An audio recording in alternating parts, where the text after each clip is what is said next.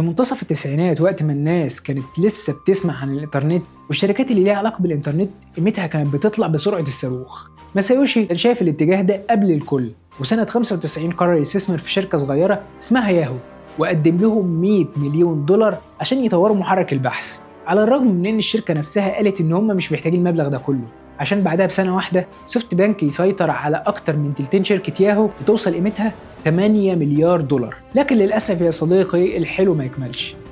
بعد ما انفجرت في قاعة الإنترنت سنة 2001 القيمة السوقية لشركات الإنترنت انهارت، وسوفت بانك كانت واحدة من أكتر الشركات اللي اتأثرت، وفي أقل من سنة القيمة السوقية لسوفت بانك نزلت من 105 مليار دولار ل 2 مليار بس، يعني تقريبا خسر 90% من قيمته. لكن مع إحساس ماسايوشي بالخطر إلا إنه قرر إنه ما يستسلمش، وفي 2004 قرر يدخل مجال الاتصالات لأنه شاف بعد الدراسة والأبحاث إن الخطوة الجاية هتبقى الإنترنت الموبايل، فقرر يستثمر في